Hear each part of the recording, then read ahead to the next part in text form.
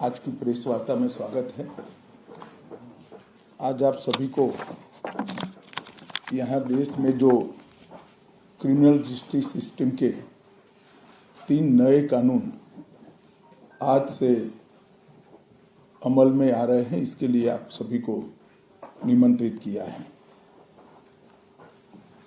देश की जनता को सबसे पहले मैं बहुत बहुत बधाई देना चाहता हूं कि लगभग आजादी के 77 साल बाद आपराधिक न्याय प्रणाली, हमारी क्रिमिनल जस्टिस सिस्टम पूर्णतया स्वदेशी हो रही है और भारतीय इथोस के आधार पर ये चलेगी। 75 साल के बाद इस कानूनों पर विचार हुआ और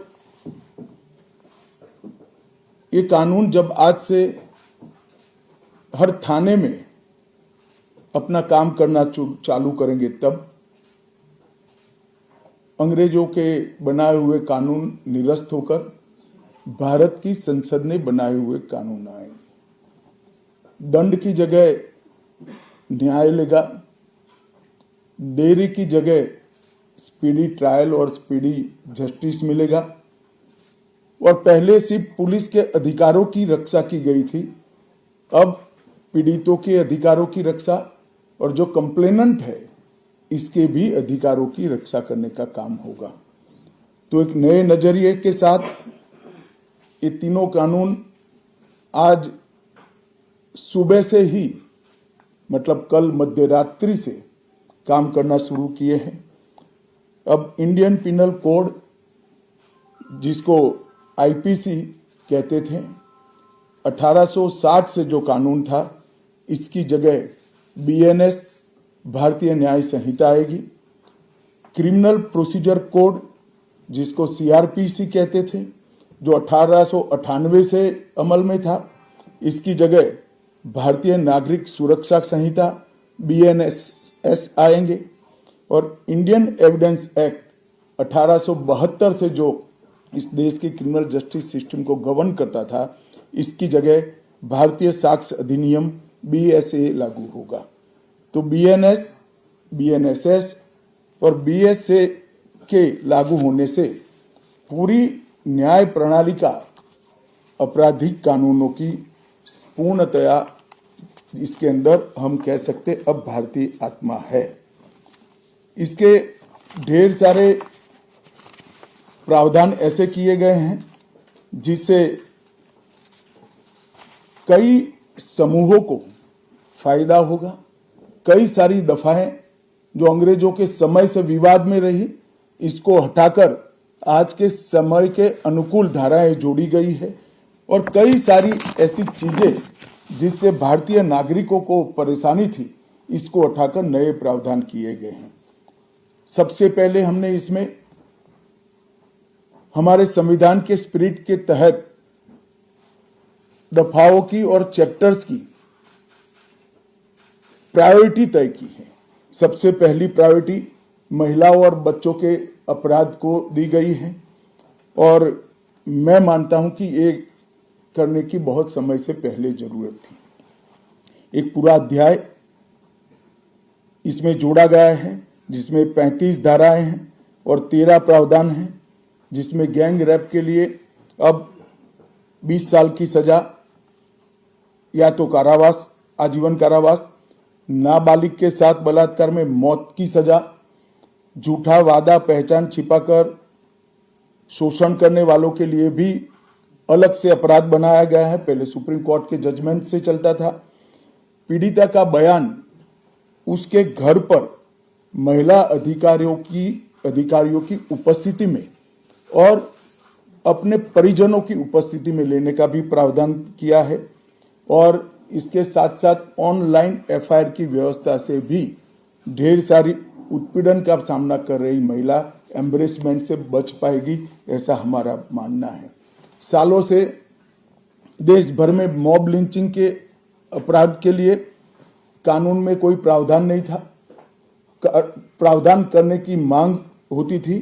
पहली बार मॉब लिंचिंग को परिभाषित किया गया है नस्ल, जाति, समुदाय, लिंग, जन्म स्थान, भाषा और अन्य कारणों से जो मॉब लिंचिंग होता है, इसमें 7 वर्ष के कारावास से लेकर मृत्यु की सजा और आजीवन कारावास तक इसके अंदर जोड़ा गया है। तो एक बहुत बड़े समय से जो मांग थी वो पूरी होने जा रही है। रात 2 एक ऐसा कानून था जो अंग्रेजों ने अपने शासन की रक्षा के लिए बनाया, चाहे महात्मा गांधी हो, चाहे तिलक महाराज हो, चाहे सरदार पटेल हो, सभी लोग यही कानून के तहत 6-6 साल की सजा काटे थे। इसी कानून के तहत केसरी पर प्रतिबंध लगाया गया था। वो अपने राज्य की सुरक्षा के लिए अंग्रेजों ने बनाया हुआ कानून था। राजद्रोह को हमने जड़ से समाप्त कर दिया है और देश विरोधी हरकतों के लिए नई धारा लेकर आए हैं। पहले सरकार के खिलाफ स्टेटमेंट देना गुनाह था, अब भारत की एकता और अखंडता को क्षतिग्रस्त करने के लिए ये कानून अमल में आएगा। तो आजादी के इतने सालों के बाद ये कानून में बदलाव हुआ है, जो एक बहुत बड़ा परिचायक है हमारे संविधान के स्पिरिट का। मैं आप सभी के सामने बड़े विश्वास के साथ कहता हूं कि ये तीनों कानूनों के पूर्ण स्पिरिट के साथ देश भर में लागू होने के बाद ये कानून सबसे आधुनिक न्याय प्रणाली का सर्जन करेंगे। टेक्नोलॉजी को हमने न केवल अपनाया है, आने वाले 50 सालों तक टेक्नोलॉजी में जो भी अनुसंधान होने की संभावनाएं हैं, इस सबको कानून के अंदर हमने व्याख्या के तौर पर समाहित किया है, जैसे आने वाले समय में भी जो अनुसंधान होंगे वो व्याख्यायित किए गए। ये विश्व की सबसे आधुनिक न्याय प्रणाली बनेगी, इसका मुझे विश्वास है। कंप्यूटराइजेशन की प्रक्रिया ऑलरेडी पूरी हो गई है। 99.9% थाने कंप्यूटराइज हो चुके हैं। ई रिकॉर्ड जनरेट करने की प्रक्रिया भी हमने 2019 से ही चालू कर दी थी। 0 FIR, ई FIR, चार्जशीट और जवाब, ये सभी डिजिटल होगा। किसी को बड़े बड़े जेरोक्स निकालकर करने की जरूरत नहीं है। 1 लाख पेज की चार्जशीट भी एक छोटे से पेन ड्राइव से जजेस के सामने जाएगी और पक्षकर्ताओं को दिए जाएगी। 90 दिन के अंदर इस कानून में पीड़ित को, जिन्होंने न्याय की गुहार की है, उनको अपने केस का प्रोग्रेस ऑटोमेटिकली ऑनलाइन भेजा जाएगा। हमने इसके अंदर 7 साल और उससे ज्यादा सजा वाले सभी गुना में फॉरेंसिक की टीम की विजिट को कंपलसरी कर फॉरेंसिक एविडेंस को कानूनी जामा पहनाने का काम किया है। मैं मानता हूं कि इससे बहुत फायदा होगा। दोष सिद्धि का प्रमाण हम बहुत आगे तक ले जा पाएंगे। साक्ष्यों की रिकॉर्डिंग और जांच पड़ताल में रिकॉर्डिंग की अनुमति दी है। वीडियोग्राफी को सर्च और सीजर के वक्त पर अनिवार्य किया है, जिससे किसी को फंसाने की कोई साजिश न हो पाए। ई बयान बलात्कार की पीड़िता का या छेड़खानी की पीड़िता का ई बयान को भी कानूनी माना गया है और कोर्ट में ऑडियो वीडियो के माध्यम से पेशी करने का भी प्रावधान हमने किया है। ई पेशी में गवाह, आरोपी, विशेषज्ञ और पीड़ित सभी को कानूनी जामा पहनाने का काम किया है। इसमें जो फॉरेंसिक विजिट को अनिवार्य बनाया गया है, इसको हमने दूरदर्शिता पूर्वक काम कर नेशनल फॉरेंसिक साइंस लेबोरेटरी 2020 में बनाकर इसके लिए ट्रेन मैन पावर का सर्जन का काम ऑलरेडी कर चुके हैं। मुझे पूरा भरोसा है कि 3 साल के बाद इस देश में हर साल 40,000 से ज्यादा ट्रेन मैन पावर का फोर्स हमारी कानूनी क्रिमिनल जस्टिस सिस्टम की सेवा में उपलब्ध होगा। कन्विक्शन का रेशियो इसके माध्यम से 90% तक ले जाने का हमने प्रावधान किया है और फॉरेंसिक इंफ्रास्ट्रक्चर को बढ़ाने के लिए अभी हमारी कैबिनेट ने निर्णय किया है और 9 राज्यों में फॉरेंसिक साइंस यूनिवर्सिटी के कैंपस खोले जाएंगे और 6 सेंट्रल फॉरेंसिक लेबोरेटरीज को भी हमने करा है। ये कानून विक्टिम सेंट्रिक है। पहले दिनों तक किसी को पुलिस ले जाती थी, परिवार वालों को कोर्ट में आना पड़ता था। अब हमने कंपलसरी किया है कि हर थाने में रजिस्टर होगा और ई रजिस्टर भी होगा कि कौन सा अपराधी पुलिस की कस्टडी में है, जिससे हेबियस के माध्यम से कोर्ट में नहीं जाना पड़ेगा।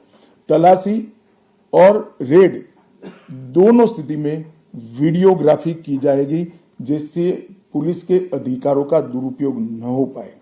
और हमने अपराधियों को बेल को भी लंबे समय तक लंबित केसों में कानूनन बना दिया है, जिसमें एक निश्चित समय मर्यादा अपराध के अंदर जो सजा है उसके अनुपात में हो जाने के बाद जेल सुपरिटेंडेंट की जिम्मेदारी होगी कि इसको बेल पर रिहा किया जाए। तो इसके लिए कोर्ट में किसी को जाने की जरूरत नहीं पड़ेगी। इसमें विक्टिम को अपनी बात रखने का मौका मिलेगा, इंफॉर्मेशन का अधिकार मिलेगा और नुकसान के लिए क्षतिपूर्ति का भी अधिकार पहली बार भारतीय कानूनों में हम करने जा रहे हैं। 0 एफआईआर, विक्टिम की एफआईआर की प्रति की निःशुल्क प्राप्ति और 90 दिन में जांच का रिपोर्ट देने से इससे बहुत बड़ा फायदा होगा। समय पर न्याय, लगभग 35 न्याय प्रणाली की 35 धाराओं में हमने समय मर्यादा निश्चित की है और ये टेक्निक के आधार पर प्रोसीडिंग्स होने के कारण भी समय पर न्याय मिलेगा।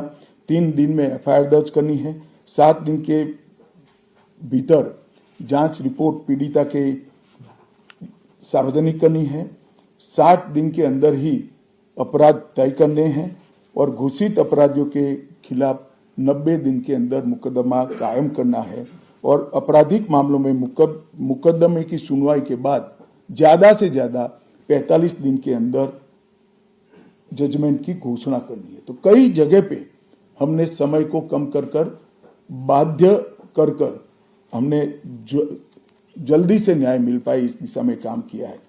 हमने 3 वर्ष से कम कारावास में 60 वर्ष से अधिक उम्र में के लोग जो है, इसमें पुलिस अधिकारी की पूर्व अनुमति अरेस्ट के लिए अनिवार्य करी है। गिरफ्तार व्यक्ति को 24 घंटे में मजिस्ट्रेट के सामने ले जाने का प्रावधान भी कानूनी बनाया है और 20 से ऐसी ज्यादा धाराएं हैं जिसमें पुलिस की जवाबदेही हमने सुनिश्चित करी है। पहली बार पीई का भी हमने प्रावधान इसके अंदर किया है। साक्ष्यों के संबंध में भी टेक्नोलॉजी को हमने बढ़ावा दिया है। इलेक्ट्रॉनिक साक्ष्यों के प्रति विश्वसनीयता बढ़े, इसके लिए कानूनी प्रावधान कड़े किए हैं। सर्वर लॉग, स्थान संबंधी साक्ष्य और वॉइस मेल, ये सब की व्याख्याएं की गई है। अब न्याय प्रक्रिया संविधान की 8वीं अनुसूची में आने वाली सभी भाषाओं में काम करती हो जाएगी। हमारी स्थानीय भाषाओं के लिए बहुत बड़ा फैसला है। हमारा पूरा सॉफ्टवेयर जो बनेगा वो 8वीं अनुसूची में आने वाली सभी भाषाओं में बनेगा। कानून बनने के बाद संसद ने पारित करने के बाद तैयारी के लिए ढेर सारा प्रयास भारत सरकार के गृह मंत्रालय और हर राज्य के गृह मंत्रालय और जस्टिस मंत्रालय ने किया है। लगभग 22.5 लाख पुलिस कर्मियों की ट्रेनिंग के लिए 12,000 मास्टर ट्रेनर्स बना दिए गए। कई इंस्टीट्यूशन को अधिकृत किया गया और 23,992 मास्टर ट्रेनर अब तक ट्रेन हो चुके हैं। जुडिशरी में 21,000 सबऑर्डिनेट जुडिशरी का ट्रेनिंग हो चुका है और इसके लिए भी आगे पर मास्टर ट्रेनर्स की कई बैच स्थानीय भाषाओं में तैयार हो गई है। 20,000 पब्लिक प्रोसिक्यूटर्स को ट्रेन किया गया है और लगभग हर प्रोसिक्यूटर को एक ऐप दे दिया गया है और नए कानून छापे हुए दिए गए हैं कि पुरानी धारा कौन सी थी, नई धारा कौन सी है। प्रिजन के 51,224 कर्मचारियों का ट्रेनिंग हुआ है और फॉरेंसिक के 4,000 कर्मचारियों का ट्रेनिंग हुआ है। कुल मिलाकर ट्रेनिंग की संख्या पुलिस में 6 लाख, प्रोसिक्यूशन में 4,000, जुडिशरी में लगभग 20,000, फॉरेंसिक में भी 4,000 और प्रिजन में 10,868 मास्टर ट्रेनर अभी काम कर रहे हैं। मित्रों, ये संहिता के लिए कुछ विपक्ष के मित्र अलग अलग बातें मीडिया के सामने रख रहे हैं कि अभी ट्रेनिंग नहीं हुई है, चर्चा नहीं हुई है। मैं आप सभी को बताना चाहता हूं कि लोकसभा में कुल मिलाकर 9 घंटा और 29 मिनट चर्चा हुई है। 34 सदस्यों ने इसके अंदर पार्टिसिपेट किया है। राज्यसभा में 6 घंटा और 70 मिनट चर्चा हुई। 40 सदस्यों ने पार्टिसिपेट किया है। एक ये भी झूठ चलाया जा रहा है कि सबको बाल निकालने के बाद ये बिल लाया गया। बिल बिजनेस एडवाइजरी कमेटी में पहले से निश्चित था। मेरा ये स्पष्ट मानना है कि 14 तारीख से ही विपक्ष ने सदन का बहिष्कार करने जैसी हरकतें करी थी और शायद वो हिस्सा लेना नहीं चाहते थे।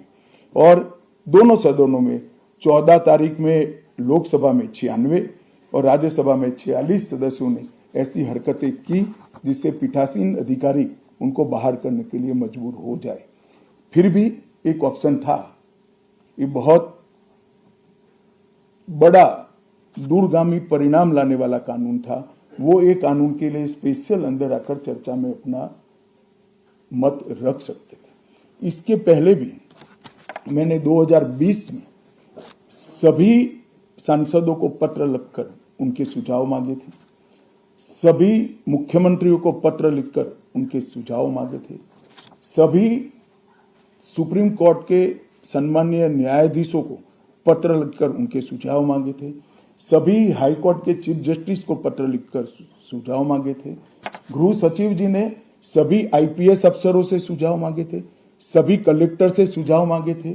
और ये सब सुझाव मिल मिलाकर मैंने खुद अधिकारियों की बैठक को अलग करे तो मैंने खुद 158 बार इसकी मीमांसा कर बैठक कर विचार कर एक बिल बनाया। ये बिल को भी संसद ने ऐसे ही पारित नहीं किया है। गृह विभाग की समिति के पास ये बिल को भेजा गया। 2.5 महीना या तो 3 महीना इस पर विशद चर्चा हुई। सभी दल के सांसदों ने इसके अंदर हिस्सा लिया है, अपने सुझावों को रखा है। 4-5 पॉलिटिकल स्टाइल के सुझाव छोड़कर मैं दावे से कह सकता हूं हर सुझाव को समाहित कर 93 बदलाव कर बिल को फिर से कैबिनेट ने पारित किया और पारित करने के बाद सदन के सामने रखा गया। इतने बड़े सदियों के बाद हो रहे सुधार को पॉलिटिकल कलर देना मैं मानता हूं ठीक नहीं है।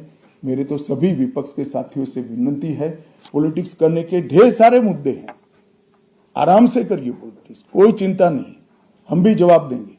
मगर ये कानून देश के 140 करोड़ नागरिकों को संविधान का जो स्पिरिट है, न्याय और आत्मसम्मान, वो समय पर दिलाने की एक एक्सरसाइज है। तो आप सभी लोग इसमें कोऑपरेट करिए। और मैं मानता हूं कि जिसको भी कुछ कहना है, मेरा दफ्तर हमेशा खुला है, मैं अवेलेबल हूं। मिलने से पहले रोड पर जाना मैं मानता हूं ठीक नहीं है। चर्चा करनी चाहिए, कुछ भी हो बात करनी चाहिए। और मेरा स्पष्ट मत है जो मैं आज बेबाक तरीके से आप लोगों के सामने रखना चाहता हूं, रिकॉर्ड के आधार पर कह सकता हूं मैं, भारत के आजादी के बाद किसी भी कानून पारित कराने के लिए इतनी लंबी चर्चा का प्रोसेस नहीं हुआ है। ये मैं रिकॉर्ड पर कहने के लिए तैयार हूं। 4 साल तक इस कानून पर विचार हुआ। और अगर आपको अभी भी कुछ कहना है तो आप जरूर आइए, मैं सुनने के लिए तैयार हूं। मगर कृपया इस कानून को पब्लिक तक इसकी सेवा करने देने का मौका देना चाहिए। समय पर न्याय मिलेगा तो देश का भला होगा। संविधान की सुरक्षा और आत्मसम्मान की भावनाओं को नागरिक प्राप्त कर पाएंगे तो देश का भला होगा। और सबसे बड़ा बदलाव है, हमने थोड़े धैर्य के साथ टीथिंग प्रॉब्लम को देश की जनता ने भी बड़े धैर्य के साथ लेकर सिस्टम को सुधारने का मौका देना चाहिए। और मैं सभी दलों से भी कहना चाहता हूं कि राजनीति से ऊपर उठकर आप इसका समर्थन करिए और जो भी सुझाव जनता के हित में है लेकर आइए। हम इस पर चर्चा करने के लिए तैयार हैं। आप लोगों के मन में कोई बात है तो आप जरूर